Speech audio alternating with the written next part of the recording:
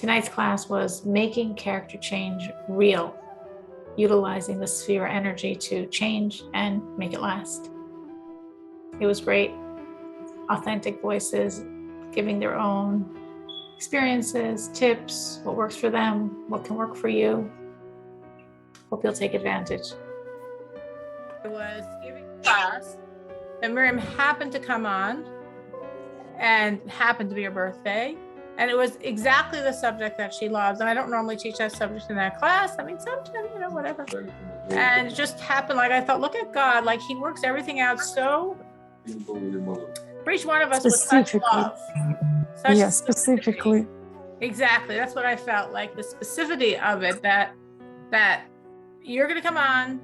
It's your birthday. This is a subject you like. So guess what? Yes. That's going to be totally not knowing anything about it. That's going to be the subject I'm teaching. It's just amazing. And that was so miraculous to me that I had to tell you. I probably would not say it's my birthday, but because it happened to be exactly what I like, I wanted to know. That's how interesting God works. And that's what I felt. That's what I felt 100%. All right, so let's say our blessing. Baruch Atah Adonai Eloheinu Melech Haolam Asher Bachar Banu Mikol Ha'amim Binasan Lanu Es Taraso Baruch Atah Adonai Nosein HaTorah Shema Yisrael Adonai Eloheinu Adonai Echad. So this class, which normally, we've been trying to do Psalms, Tehillim, but then every time something else comes up that is more like, of that current relevance, so we sort of switch gears for a moment. So last week it was Rosh Chodesh, which I thought was very special, that our class was on Rosh Chodesh. And now, instead of getting back into Tehillim, I thought to discuss for a week or two the work that we're supposed to be doing now. Now, from the second night of Passover, the second night of Pesach, until the night before Shavuos is exactly 49 nights. And every single night, we have the commandment to count up to receiving of the Torah. Just as the Jews did, as we did, because we were there, we're a reincarnation of that generation, just as we did 3,334 years ago. We left Egypt and we were so excited to get the Torah. And we also had a tremendous amount of work to do because we were not in such a holy place at that time. We were actually in a very unholy place. We were actually in probably the lowest place we've ever been in our history. We were so low that we're told if we went one more step, God himself wouldn't have been able to take us out. We were literally at the second to last place of absolute impurity, even though God was doing so many miracles for us as we read, as we study, as we've learned, as we know. And yet, the Jews were steeped in the idolatry of this pagan culture. The Jews have been in Egypt, us, for 210 years, and we were very affected. There was a lot of Egypt inside of us. So we were on the 49th of what we're told are 50 levels of impurity. And we're told if we fell to the 50th, we would never gone out.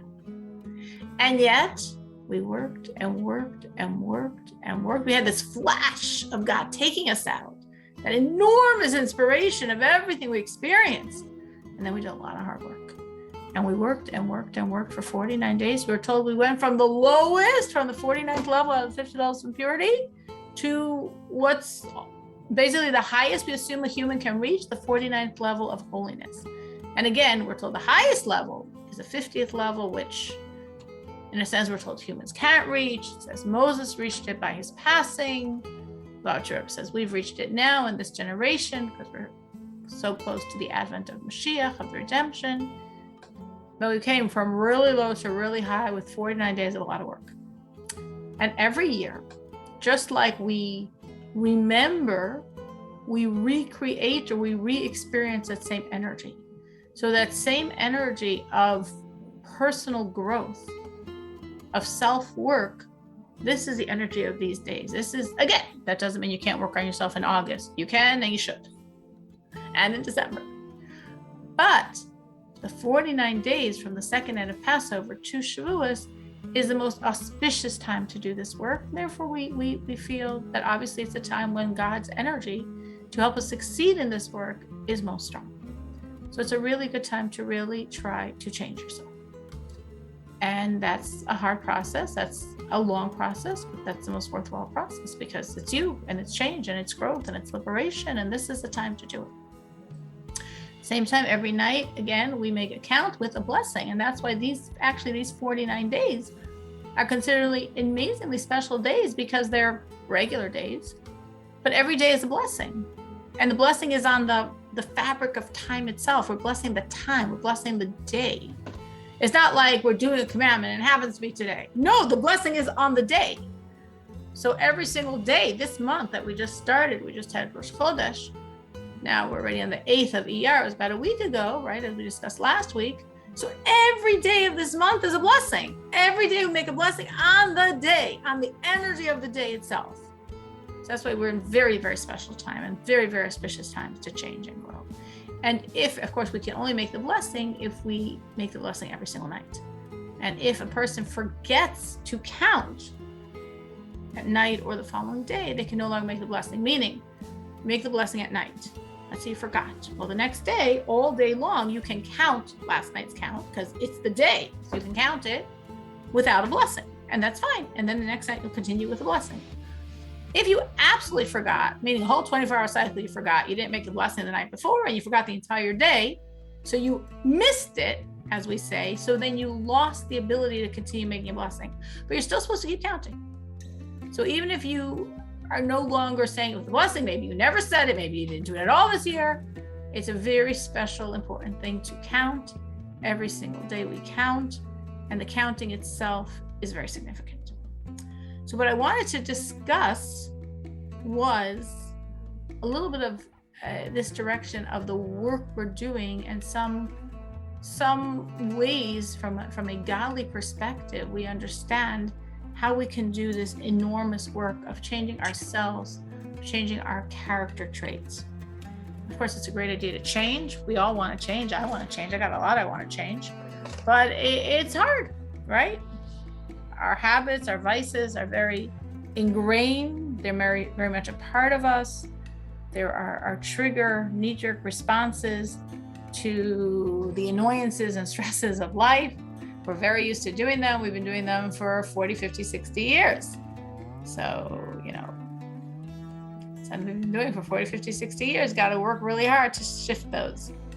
So that's what I want to focus on, some perspectives, some strategies on how to change and how the change will last and not just be this fleeting inspiration, but how it will really, really last. Now, a lot of the work we do is often interpersonal. When we're talking about wanting to change our character, very often the aspects of our character we want to change is our not yet perfectly refined ways of relating to other people. Sometimes we're annoyed, or we're impatient, or we're judgmental. Sometimes we get angry, So there's all these negative things that we fall into vis-a-vis other people. So a very good approach to improve and change in this area, if the other person is a Jew, is to think about the value of the Jew.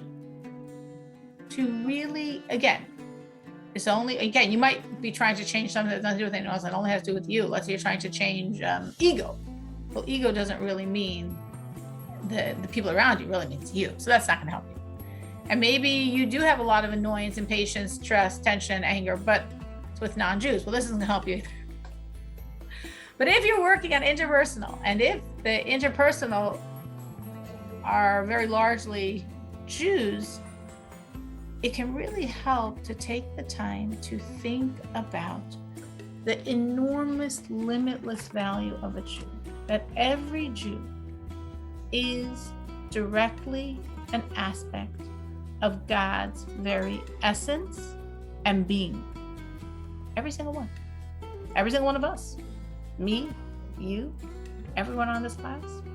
Every Jew you've ever known your whole life, including those that don't seem like very nice people. If you've ever met a Jew that doesn't seem like a very nice person, a piece of God's essence and being. When Mashiach comes, we have the complete revelation of the redemption. The biggest shift the world is going to experience is not going to be the resurrection of the dead. So that's going to be a very big one. But the biggest shift is when the world recognizes that it's God, that everything is godliness, that there's nothing outside of God's existence, that all existence is a manifestation of God's existence. And for the world, for the pen, for the book, for the planets, for the grass, for mankind, for the animals, for the molecules, it will mean like a lessening of existence as they recognize that their existence is only, so to speak, a manifestation of godliness. There's no separate, there's no independent existence. It's not like I am you're a manifestation of godliness, and godliness is manifested in this form in you, and in this fashion in the tiger, and in this fashion in the human, and in this fashion in the tree. It's all a manifestation of godliness. When they recognize that their existence is an extension of God's energy, it can almost seem like a lessening of their existence, except for the Jew. Because when the 15 million some Jews in this world, and I'm sure there'll actually be many more, because when Mashiach comes, all the Jews that don't know they're Jews will find out they're Jews. And then we'll have the resurrection of the dead and even more, but every single one of those Jews will know that their existence is God's existence, meaning not a manifestation, a different form, a different fashion of godly energy. No, God's essence and being. Every single Jew is God's essence and being. So the Jew I'm getting frustrated with and annoyed at and impatient and who's bothering me now and who I am judging poorly and who seems to be acting very poorly, he or she is a piece of God's essence. So important, so valued, so special. So I want to breathe very deeply, taking a really big breath, and I want to handle myself. And I can do it because I'm also a piece of God's essence and being. I'm much more powerful than I give myself credit for. And the person I'm interacting with is far more holy than I give him or her credit for. So I can behave appropriately, far more appropriately than I've been behaving. Has anyone here worked on themselves in these areas? Again, these areas are sort of very broad scope, because I'm just talking about general interpersonal, how you're dealing with other people. Have you worked on your, obviously, I'm sure at various points, people have worked on themselves in these areas. Have you changed in this way, in a way that lasted? So Miriam says yes. Anyone else has worked on herself in this area and has changed, and the change lasted? Not always lasted. Sometimes it's oops. Sometimes lasted. Okay, we'll take a sometime. Anyone else? Lasted. Just Miriam? That's hard to believe. Me too, for sure. Anyone else? Yes, definitely. Manufa, definitely. Ruffle? Yes. Okay, would anyone like to share how? I just gave one strategy. If you look at the person and realize how enormously special they are to God, maybe you would treat them a little differently. Manucha, what was your strategy? So working on the patience and acceptance in the family with the children and spouse. So my strategy is just to be appreciate that I have the family, I have children and a spouse, and being grateful and just working on my goal to be very, very patient with all of them. I like that. That's such a good strategy. The strategy is appreciate that these people are in your life. Yes. Because often the people we treat worst are our spouse and children. So generally, if we want to work on our interpersonal relationships, they're definitely the first people we want to work on, because we definitely are nicer to people outside the home than in the home. I agree. We all are. We all are. We all are. It's human nature. So to appreciate you have a spouse, when you're getting all impatient and upset, appreciate you have a husband. Appreciate you have children that are blowing off Mother's Day and forgotten about it. Appreciate you have children.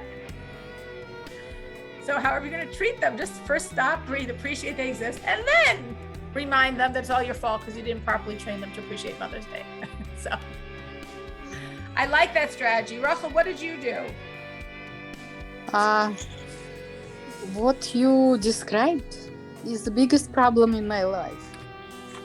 But I'm it's glad you're on not. the class. Yeah. Because you it's weren't not- feeling well, so you weren't on a few classes lately. Yeah. It's not with the closest relatives, but it's with people who I closely know. And sometimes I wonder, is it the God's test or what? People sometimes so openly do or say something against me that I just wonder why. How can, and I don't think I deserved it ever.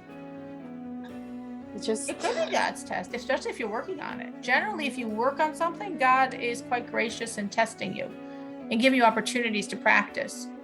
So especially if you're working on this area, God could definitely send you crazy opportunities to practice the work. I've definitely seen that in my own life.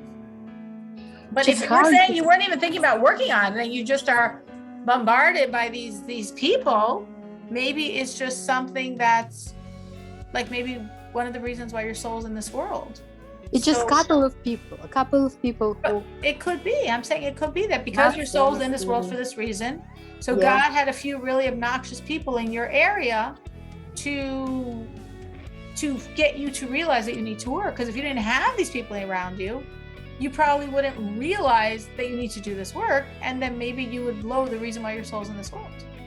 But how do you work on it if it doesn't seem logical, fair, whatever way I look at the situation? I wonder, how can people act like that? So sometimes, if that's your situation, I'm going to say two things. One is you can exercise the trait of compassion.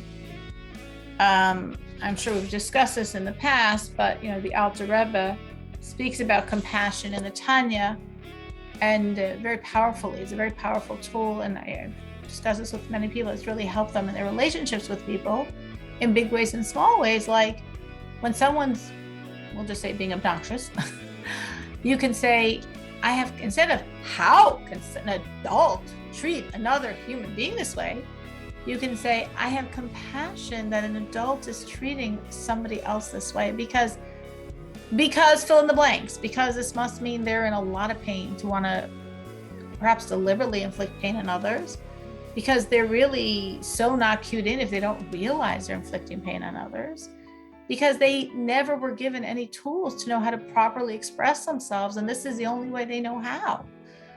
I feel compassion for them because they live with themselves all day long. Me, it's only when I interact with them, but they live with themselves all day long. I feel compassion that this is their level of interpersonal relationships. I have many people in my life, but they have themselves. I mean, the most central person in your life is yourself. So I feel compassion if this is the self they're dealing with all day long. The Alter Rebbe highly advises compassion because when you feel compassion for someone, you can't feel hateful towards them. Hateful might sound like a very strong word, but that's the word the Alter Rebbe is using there. You can't feel that tremendous negative energy because compassion dissipates that. Compassion allows you to feel nicely towards someone who's really treating you very poorly. So I mean, I've done it myself. Like, it really works. I found for myself that whenever I do it, I really feel it's a very, very powerful tool. When you're in a space of compassion, you can't get hurt by the other person. It just like shifts the dynamics in the relationship. You feel compassionate for them and how they're behaving. You're not hurt by them. You feel compassionate for them that they're stuck in this horrible inner world that's causing them to behave the way they're behaving. Yeah, I should try that. And I You know what I'm saying? It's not mine. It comes from the altar. It comes from Tanya, but I've really seen it work. And then I had something else to tell you that I forgot. I had two things I was going to tell you. One was the idea of compassion, and the other one, let's see if it'll come to my brain or not in a second. The other one I was thinking, I think, was the idea of remembering, which of course we've discussed in the class, that God will set up situations of other people doing wrong in front of our eyes for us to judge them. And the judgment that we make on these people is really the judgment that the heavenly court is now allowed to make on us. So sometimes if you're dealing with a difficult person, you could think about that idea and say, well, maybe this is a setup for me. Obviously, I'm not doing anything what they're doing, but the way I'm judging them in their situation could be a ploy for the heavenly court to judge me in my issues. So when we remember that, we're usually very compassionate and tolerant and, judging favorably the other people, because this is truly how the heavenly court judges a Jew. Because a Jew is so holy, as we were just saying. Every single Jew is a piece of God's essence and being. So how can the heavenly court judge a Jew? So it can't. But what it does is set up situations that we judge others. And how we judge others is how we are judged. We're, in a sense, self-judging. So if you remember that idea, it might also help as you're looking at other people, instead of thinking, how in the world does someone behave this way? You're like, oh, I understand. It's possible sometimes. Rivka? Thank you. Cyril, when you're saying about judgment, does this judgment has to be verbalized or No. just thinking about it? Our brain is always a courtroom. We have the courtrooms of our mind, and we're always very often passing judgment, positive or negative. So when we remember this, we want to pass positive judgment. Even if I didn't verbalize it, or it's still judgment. To my husband, Yes. or just my thoughts. Just your thoughts is passing judgment. Absolutely. Okay. And as we pass judgment in our thoughts, that was so selfish, that was so generous, that was so thoughtless, that was so compassionate, all those judgments are really being utilized by the heavenly court to judge us. So when we remember that, we are, more gracious in judgment. So sorry to interrupt. So we should not judge even in our mind. Well, no, we always judge. So I wouldn't say don't judge. I would say judge favorably. But in other words, to say you're not going to judge at all is pretty hard, because we're human, and humans pass judgment without even realizing. Like, we're just processing. When we process what's going on around us, we're judging. You process how your colleague treated you, how the car in front of you and the car behind you are treating you, how the clerk at the store is treating you. You're processing all day long. So to say I'm not going to process, I don't think is possible. Yeah, that's what I wanted to say. It's not possible. Right. But so what is this thing which we want to train ourselves to process positively, to always give the benefit of the doubt, as we want the heavenly court to give us the benefit of the doubt. So when the clerk of the store was absolutely rude, we think, she's probably having a hard day. All right, I can take it, better me than her kids. She's probably having a hard day. When the driver in the road just cuts you off, you think, maybe he didn't even realize what he was doing. Sometimes I do things without realizing what I was doing. So it's not processing, because we do, but it's training ourselves to process positively, always sort of conscious in the back of our minds that as we judge, we are being judged, or even more strongly, as we judge, that is the judgment. I am pronouncing judgment on myself. So I want it to be a very beneficent, kindly, I probably wasn't aware what I was doing, I probably wasn't looking, judgment on whatever I've done wrong. Anyone else? Miriam, you did raise your hand before. What have you done to basically create change? do the same thing. You said the word compassion. I use word I feel sorry. That's what compassion means. Yeah, if somebody treats me poorly, and I would say, well, probably he has some mental disease, and I have to excuse him for that, something like that. Or my daughter will call me and start telling me about somebody, and she's very frustrated, and I would tell her, maybe this person has mental problems. Just give him excuse. And that somehow brings this everything. It's not all the time, but sometimes it helps me. Sometimes. But then other times I would say patience number one. That what helps me. And I had to work on this, and I still work on that. I have difficulties to be fair to people who spoil their life on drugs. I have to treat them as a nurse, and very hard for me. So I constantly have to think in my mind, I'm sorry, he's a poor man. He just have to do it because maybe he has a pain. But I will constantly have to remind myself, because automatically I do not like it. Why I have to spend my time, my resources on this patient when he's doing it to himself? But that's hard. But again, I'm working on it. It's all in process. But in We're all general, works in process, that's for sure. but in general, yes, it's a patient, especially with children, with our spouse, with my spouse, and yeah, that's what I would say. Okay. So anyone else has some great tips that have worked for them, how they've helped themselves change in a real lasting way?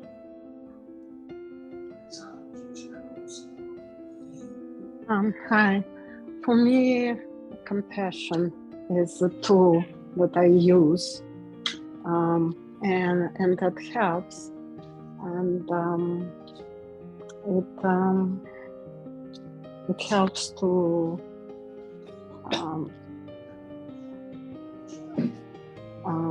recognize the thoughts in the head, right, and stop them. So that's also important to remember, like two things. One, that if I'm judging someone, it means that heavenly court judges me at the same time, and that helps me to stop very quickly if I remember that. And then when I feel hurt, it's not just judging, but when I feel very hurt, then the compassion, the tool with compassion, that helps me, helps with relationship, and also helps me not to go into self-destructing mode.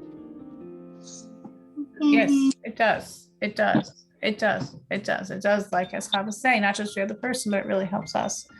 I think for myself, probably I think of specifically two character traits that I changed from the many that I need to change. And one, I would definitely say, I think Miriam mentioned patience before. So patience was something that I was very, something I really need to work on. And I really created a lot of change. And I'm going to discuss this later, but I'll just mention it now. We're all talking about our personal tips. By acting as if.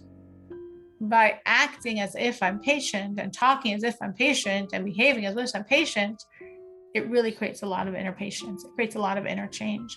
So when you want to change something, and if you want to, we're talking here about compassion. Chava spoke about compassion. I spoke with Rachel about compassion. Miriam spoke about compassion. You say, well, I don't really feel compassion for this other person. Well, acting as if also could help. Acting as if you're compassionate could also help. Acting as if you're calm and centered, acting as if you're understanding, acting as if you're tolerant, acting as if you're happy, acting as if you're humble, acting as if really changes our inner world, as I'll discuss later at length, because I think it's a very practical, powerful tool. But I'm just mentioning it now in terms of something I've personally seen really help me.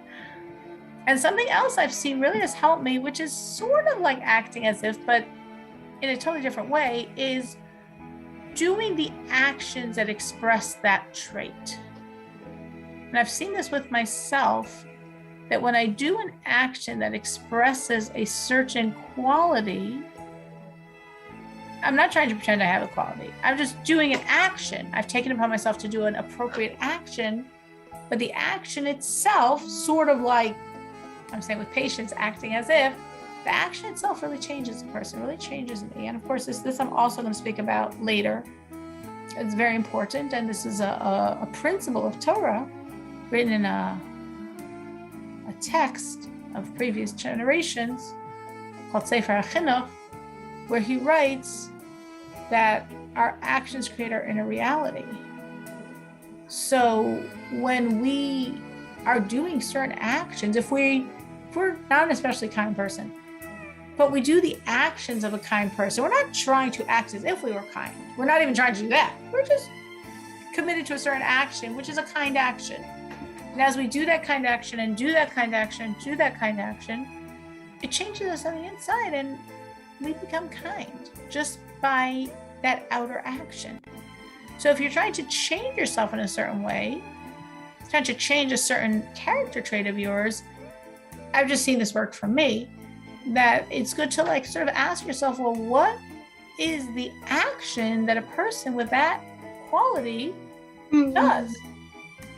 And then when you act that way, those actions really change your inner world. I found that very, very, very helpful. Personally, for myself, I found that very powerful. So that's, I guess, what one thing. Again, we were talking about the idea of recognizing how special the Jew is, how every Jew is a piece of God's essence and being, as one tip to help you treat other Jews properly. And now people came up with many other tips, and we spoke about Menucha said, appreciating these people exist in your world. Bracha, Chava, Menucha is being about compassion, about passing judgment. When I said acting as if you have this virtue, or doing the actions that one that has this virtue would do, these are all very, very powerful, practical things that really create inner change, which we all want. I so want to change in certain areas, and these are ways how, and this is the time to do it. Another important idea to create long-lasting change, especially in interpersonal character traits, is to really understand how addictive negative traits can be. Meaning like anger, irritation, or blaming, or shaming. A lot of times these things have become almost like an addictive go-to in our psyche.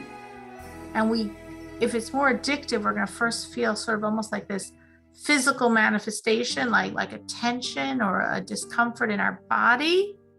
And then my brain starts making a story. Our brains are very good at making stories. So my brain is going to interpret that things are not going my way, and I'm going to have a storyline to justify my emotion. Like, I've never seen such incompetence. How could they do this?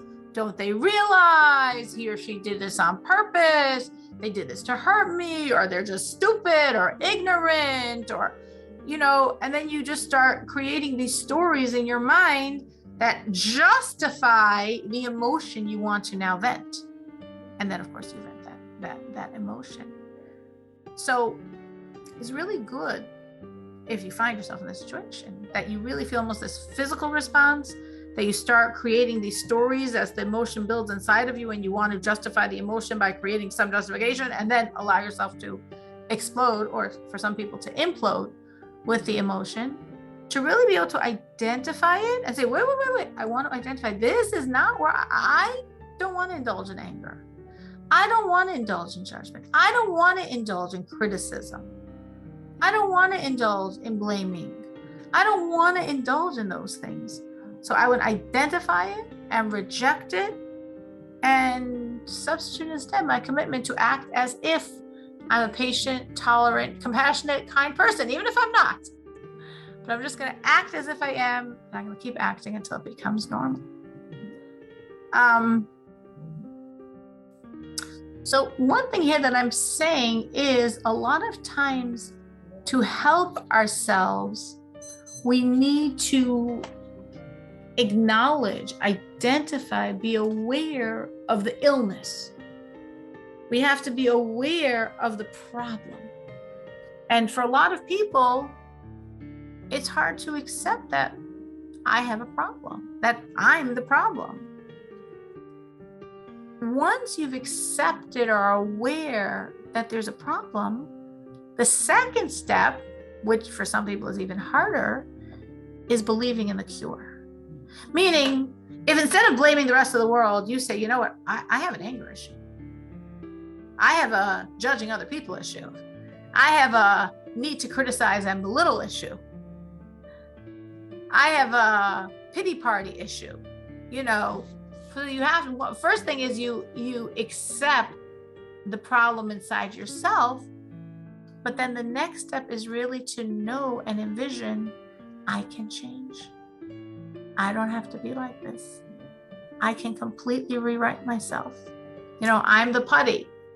I'm the fabric that I'm working on. So I have to honestly acknowledge the issue, and I have to completely have trust and faith in God that I can change, that I can be cured, that I don't have to be stuck like this just because I've been doing these same things. Like, you know, it's like, wait, for 20 years you've been telling something, and they haven't listened to you, and you just keep doing it. Like, you know, like, it hasn't worked for the past 20 years. Why do you think practicing is going to work now?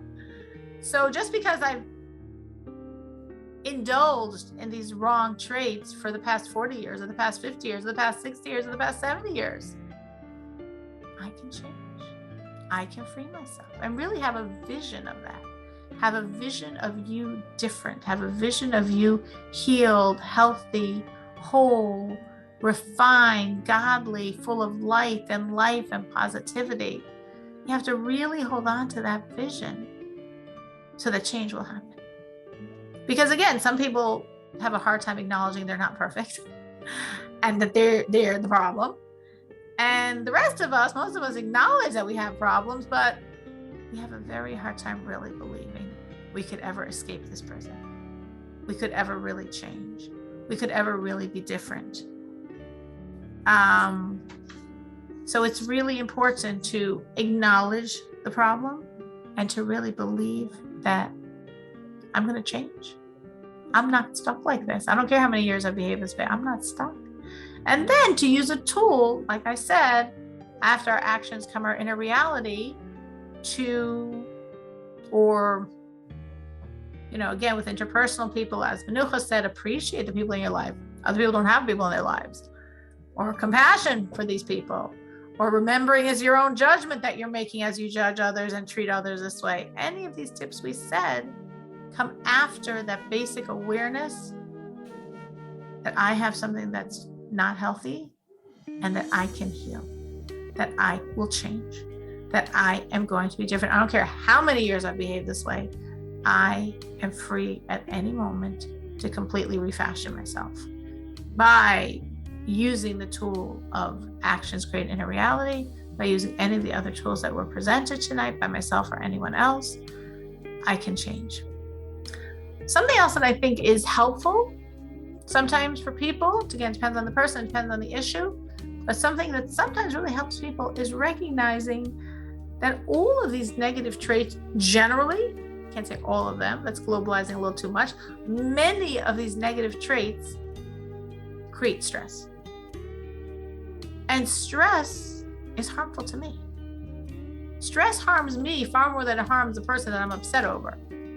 Right? If someone's, like Rachel said, that unfortunately there are people in her world that are really inappropriate, abusive, just very toxic.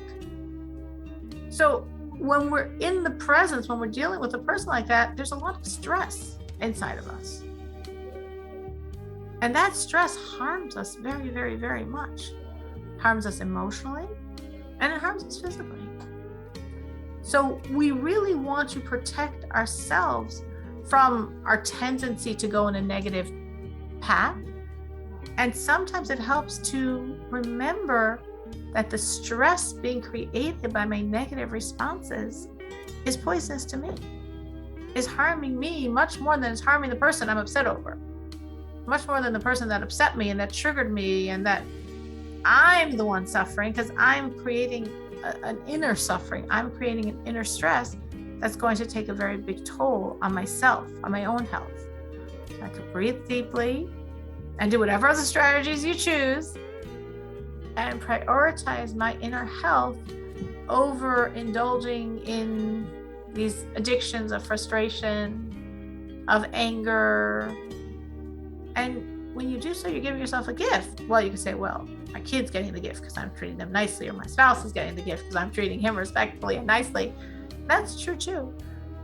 But the person getting this gift is you. It's most beneficial and most healthy for you to breathe, diffuse, not go into negative spaces, and be free of that draining stress that all of these negative traits produce. Has anyone here seen this connection between stress and self-harm? How when they're in a place of a lot of stress, how they see how it harms them personally? Anyone here experienced that link of stress and then feeling bad yourself, how that's hurting you physically or emotionally?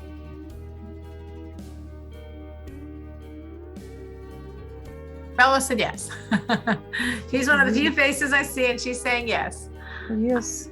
And Miriam's saying yes. I believe it's more than Bella and Miriam. I don't believe all the rest of us are so clueless. I'm sure we've had situations where we've gone in certain not healthy roads, and then we have the stress of that, and then we've seen how it's impacted us. It impacts us just our very health. Literally your very physical health, and for sure, of course, your mental and emotional health is very, very depleted, is very drained by stress. So really, yes, I got a yes from someone else. So we really want to protect ourselves and understand that when I'm talking about not allowing me to be in this, ocean of pain, or anger, or blame, or disappointment, that I'm really protecting myself. I'm really protecting myself from having, all that negative inner emotion, that stress inside that these negative spaces produce. A fourth idea, as we're working on changing self-growth and self-change, is, if possible, it's not always possible, but if you really want to work, let's say you're, I don't know, you find you're very critical and very judgmental and very hard on people. Maybe you're also very hard on yourself, and if you're very hard on others or whatever. Sometimes in your environment, there are certain people or things that are triggers to this trait. If you're working on yourself and you could change the environment to remove these triggers, that would make your work a lot more successful. That's not a shortcut. That's not cheating. That's a very, very good thing to do. If like Rachel was speaking about having some people in her world that are very unhealthy, let's say she's working on tolerance and compassion. If she could also change some things in her environment so these people aren't around, that might help a lot her work. It's not like, no, she should leave them there because she should learn to grow. No. We don't make it hard for ourselves. Don't worry. God can always create situations to test us. We want to try to create a calm and serene environment that does not trigger us. Now, obviously, if the trigger is your husband or your child, there's nothing you can do about that per se, most of the time.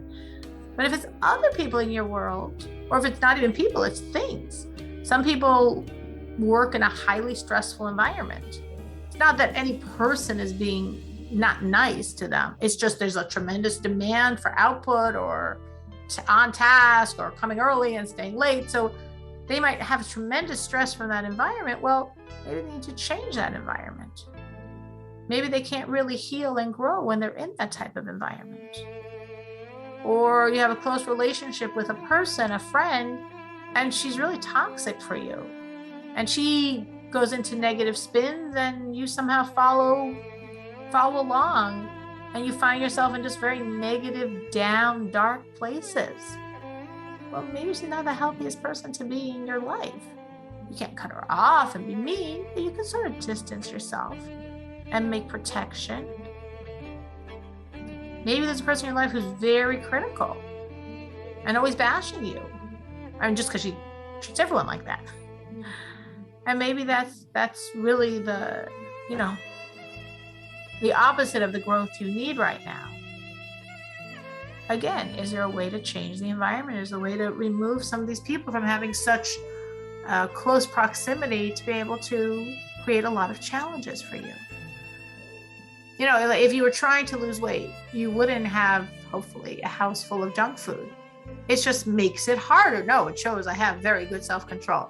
Even if you don't have a house of junk food, you still need self-control to lose weight. So you don't have to make it harder for yourself.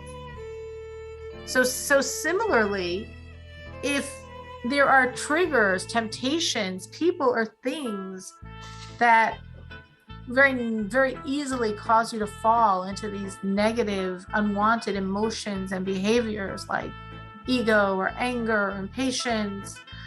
If you have a hard time with slow traffic, don't schedule a doctor's appointment when you know the traffic's going to be moving that way. Just make it at a different time if it's so hard for you to deal with that. If there's toxic people in your environment, people that indulge in these addictions of anger, of sarcasm, of belittlement, try to change to get them out. Now, obviously, sometimes you can't, and then you have to try to build walls around yourself so their energy doesn't penetrate and pull you down.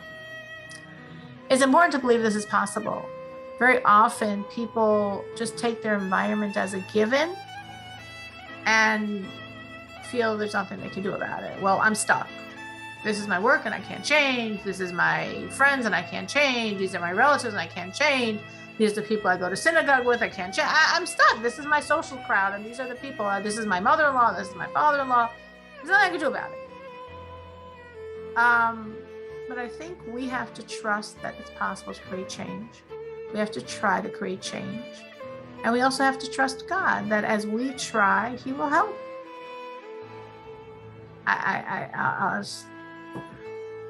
There was a situation in our synagogue of a very, very, a very toxic person. I made it very, very, very difficult for my husband, like incredibly difficult. My husband's a rabbi of our synagogue, and it was just, it made synagogue so unpleasant and difficult and painful for my husband. And, you know, there wasn't much my husband could do about it. And I think in the end, he just sort of maybe started praying to God to just help because he just felt like so helpless. And it was just such a painful, horrible situation. There was nothing I could do besides see him in pain and feel bad. And I guess he turned to God and asked God's help. So God made a miracle and the person decided to leave town, you know, and solve the problem very, very, very quickly and easily. We have to turn to God. We have to trust God.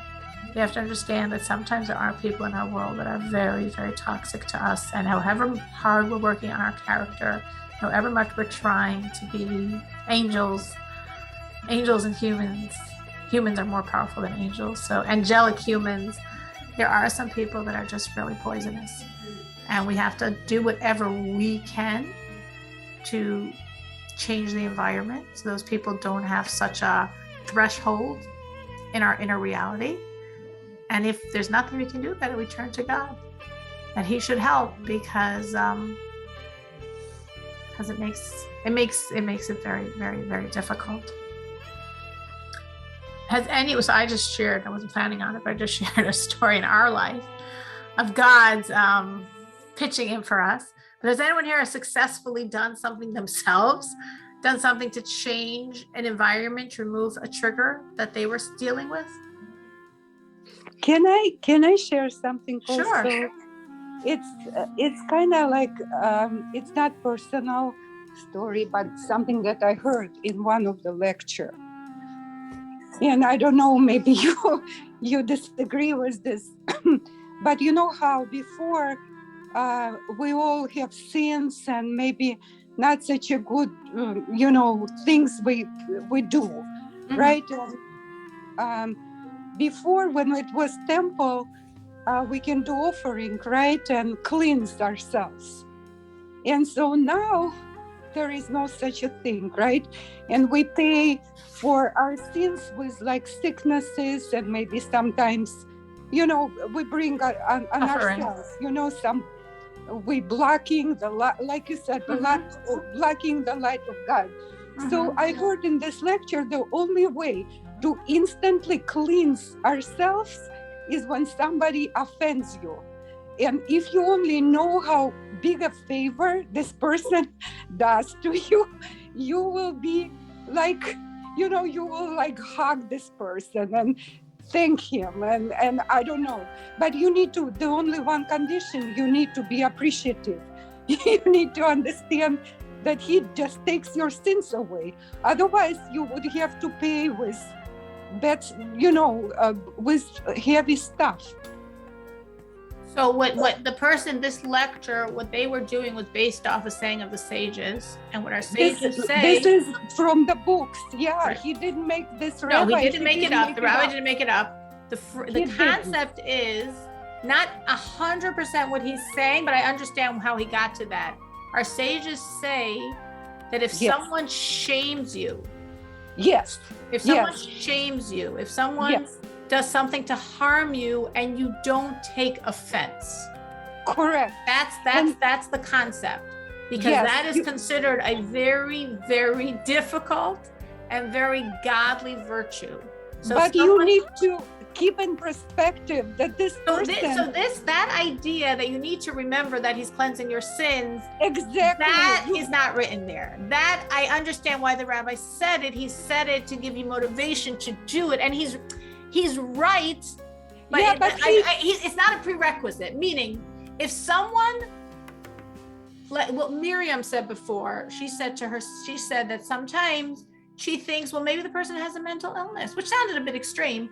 But imagine if you were like, I don't know, innocently doing something, and suddenly this person started like just, you were just walking through a grocery store and shopping, and suddenly this perfect stranger suddenly starts like spitting at you and screaming at you and calling you all these names. Now, obviously, you probably think they have a mental illness. Because you think that, you could just like accept it and say to yourself, it's fine. Obviously, they're ill. It's fine. I'm not offended. I'm not hurt. I don't wish any bad on them. Obviously, they're ill. Obviously, I'm giving a very extreme example just to make the point. Obviously, they're suffering. If you did that, you achieved what that rabbi was telling you. Meaning you don't have to think. This is not what he said. I know, but I think the reason he said it is because he was trying to emphasize the point of how in the world is someone supposed to shame me and I don't feel a need to shame them back? How in the world could someone shame me and I'm not going to be hurt?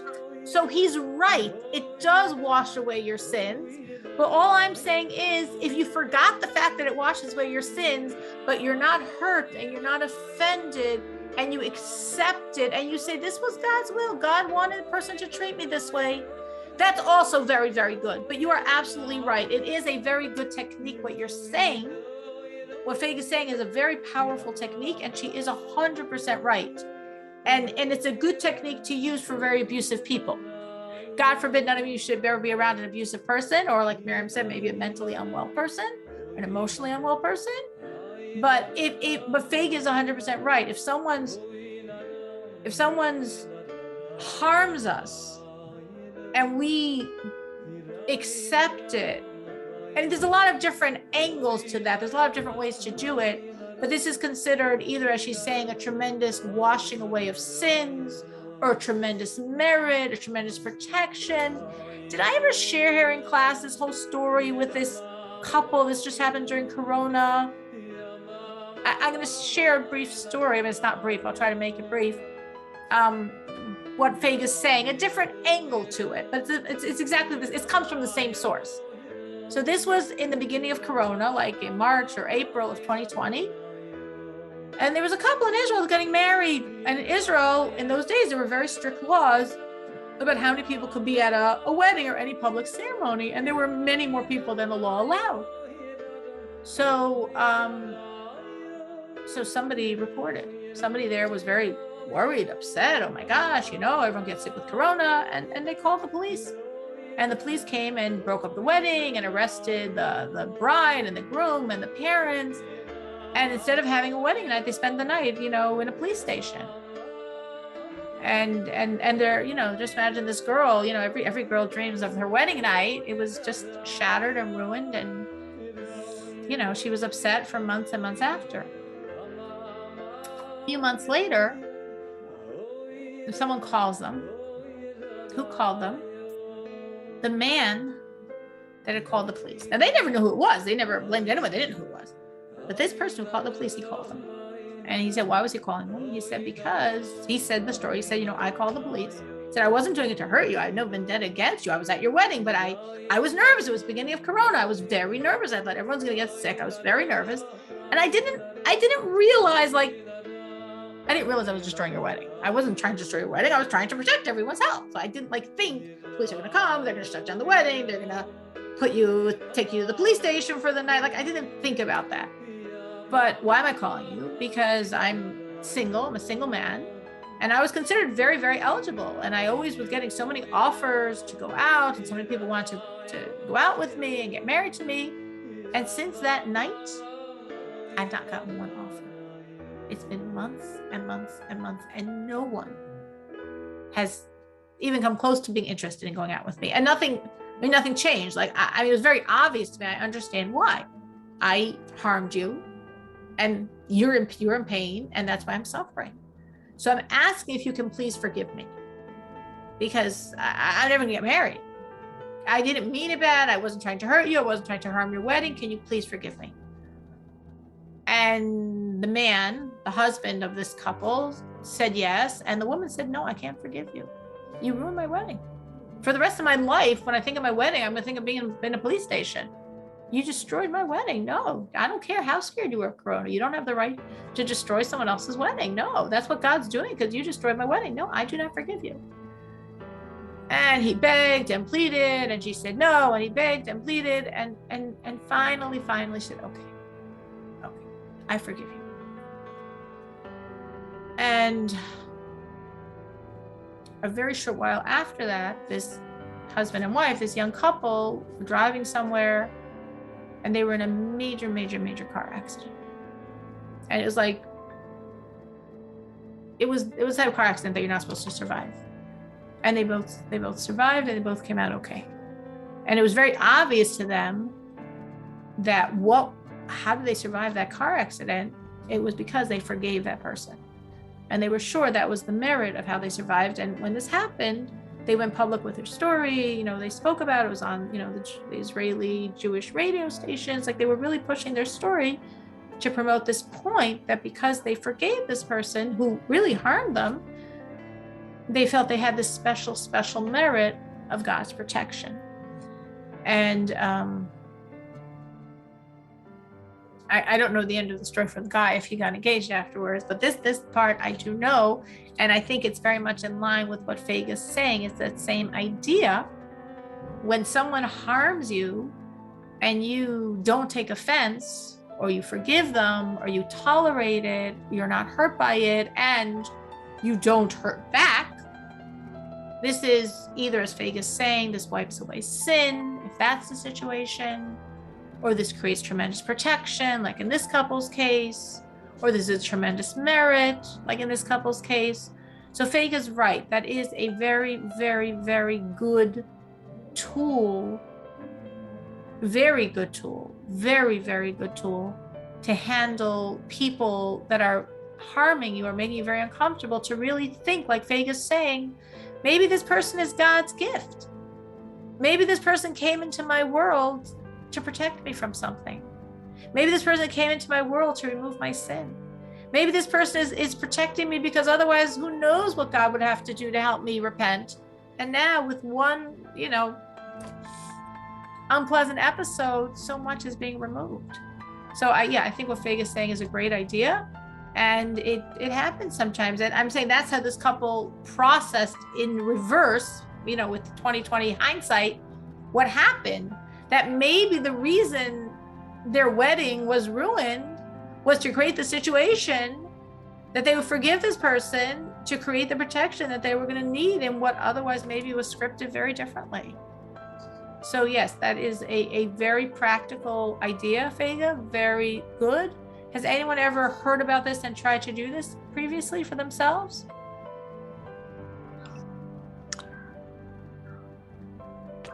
I would say that I do forgive people when they hurt me, but with what you're saying, I feel how can I say it's a slippery road for the people who would allow in this taking this as an example will allow themselves to be abused. I'm afraid of. So you're absolutely right. You're absolutely right, Miriam. I agree with you. It's very. So yes, I want to say I do, but at some point I had to say to myself, there is no more. I will tolerate something that I must not tolerate. And I think you're 100% correct. And like in this story that I said, obviously this wasn't a person in their world. It wasn't a person that was regularly destroying their life. It was very situational. Yeah. And definitely it was God's setup to help them. And I would take it like Fega was saying in that context. But I agree with you. I don't disagree with what I said before. If there's someone in your world that's toxic, I still hold by what I said. Try to change the environment, create barriers to protect yourself from the person. But that doesn't take away what Fega is saying, and she's right. So therefore, while they're still in your environment, understand this could be God's gift to help you, but at the same time, try to change your environment. So as an example, I had aunt. She passed away a few years ago, and she was an invalid due to while she was a child. She was during the war. She was in a bad situation, and she was 3 years old. She became invalid from the war, and as she grew, she just was like not fully developed. And as a child, I would make fun. Like not fun of her, but I would hide some things. I like the play. Like she's looking for something and I would hide it. And then she would, who did this? I said, I did not do it. I didn't do it. And for me, it was play. For her, she was very nervous and very upset. And time went by. And of course, when I grew up, I was helping her through until she passed away in my hands. And I have to say that I think because of her, I learned to be compassionate. And I don't know, how can I say 100% or not, but I believe that she was put in my life to become compassionate. Because if I didn't have her, I wouldn't be the way I am now to people. I wouldn't forgive people as I forgive now. And so I agree with this. We do get people in our life to learn to be patient, to learn to be compassionate, or any other qualities which we learn through life. It's because of people who were given to us on our path. You're so right. You're so right. For many mothers, it might be a certain child that they were given that might be hard and challenging child. And of course, you were given this child because you're the right mother for the child. But maybe you were also given this child because this child is the right child for you, and because you need to learn certain things that only this child will bring you to recognize. So you're absolutely right, and that is another manifestation of what Fega was saying. And I think Fega's general perspective, which is a tool both to help us control ourselves and help us improve and help us tolerate and handle the unpleasantness, is really what she said, which is very beautiful. Just envision each of these people as like God's gift for whatever reason. Gift, like she was saying, to remove the burden of sin, or gift, like I was saying, to remove something negative supposed to happen to you, nothing to do with sin, just what's scripted for you. Or like you're saying, God's gift to treat you and make to help you become a more empathetic, beautiful person. That these people, I'm saying very often for mothers, it's their children. But you're saying it was in your life, it was your aunt. But I think we all have people like that in our life that we've really grown a lot because of those people. And that's probably or perhaps one of the reasons why these people are in our life. You're absolutely right. All right. So we will stop at this point, to be continued. Thank you so much for joining. We're just going to do one brief thought on Shabbos.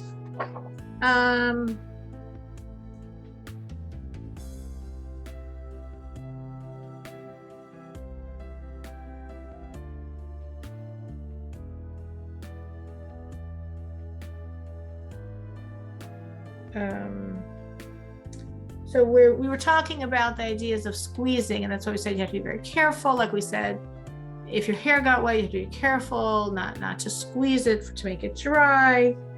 We're talking about like not using sponges, because a sponge absorbs. So by definition, when you touch it, if you just press it a little, not meaning to squeeze it, but you're going to end up squeezing some waters out. So on Shabbos, you cannot use any sponge that's absorbent. There are just sometimes just like brushes, hard plastic bristles that don't absorb any water. And those, of course, you can use on Shabbos, but any sponge-like material, by definition, is a sponge. It absorbs. If it absorbs and you touch it, you're gonna, without meaning to, squeeze out water. That's completely forbidden on Shabbos. And that's why you can't use those brushes. So can you dry your dishes on Shabbos? Would you not inevitably end up squeezing as you dry the dishes?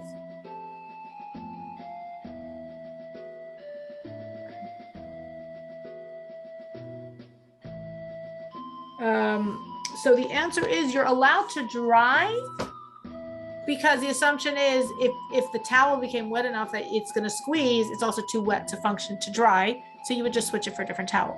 So therefore you're allowed to dry, though some people have the custom not to dry for this reason. But what you're never allowed to dry on Shabbos is anything that's narrow, like a cup or a glass. Because a cup or a glass, to dry it properly, you got to get the towel into that opening, into that more narrow opening. And therefore, by definition, you're putting a pressure on the towel, it's coming in contact with the water. It's very plausible you're going to end up squeezing. So therefore, you can dry a dish, you can dry a fork, a spoon, a knife, but you don't dry your cups, your glasses on Shabbos, or anything else similar to the cup or glass, where they would be considered like a narrow opening, and therefore you'd need to be creating a situation that might lead to squeezing. Okay, thank you so much for joining. Thank you so much for joining this wonderful class where you feel that everyone's participation added so much. Everyone helped so much to give us more understanding on this. And I think a lot of very practical things were said that I'm going to try to apply. And hopefully all of us will. And looking forward to continuing this discussion next week. Thank you so much. Have a good week.